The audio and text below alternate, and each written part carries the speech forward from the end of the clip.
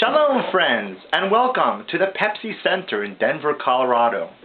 Okay, while I might not actually be at the convention, I did want to draw your attention to two of my favorite soft drinks, Pepsi and Coca-Cola. Some of you might remember in the late 1970s, those famous blindfolded sip tests that were held in supermarkets all across the nation. What was interesting was that while, according to the sales, Coca-Cola sales were way above Pepsi, Pepsi kept on winning those sip tests. The sweet, sugary taste of Pepsi was conquering the nation. Well, the analysts at the headquarters of Coca-Cola decided they had to unveil something in response, the new Coke. It was going to be an amazing failure. 3 months later, over 400,000 calls flooded the Atlanta headquarters of Coca-Cola bemoaning the change that Coca-Cola had done. An analyst who listened to the voices, a psychologist, said that the trauma in people's voices sounded as if they had lost a close family member. Fidel Castro added fuel to the fire by saying the unveiling of New Coke was yet another sign of American capitalistic decadence. And so, Coke was forced to return back to the classic.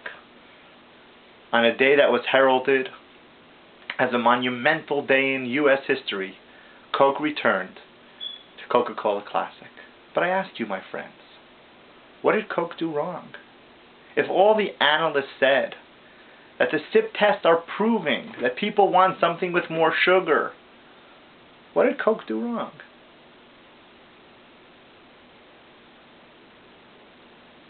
You know, my friends,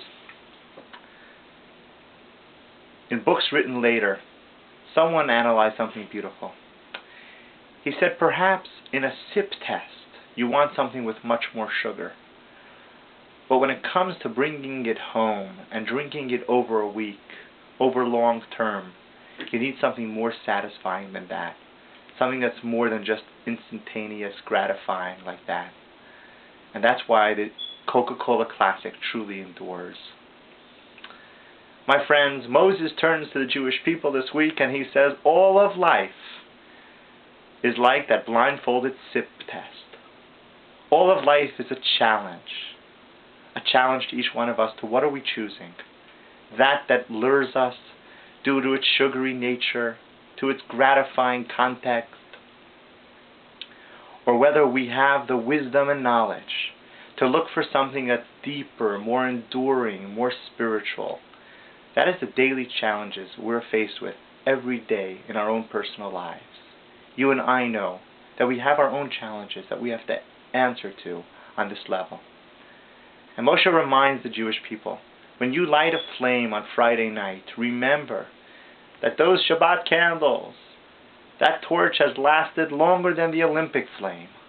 When you put on tefillin in the morning, you are binding your hands with love to God, something your people have done for 3,000 years.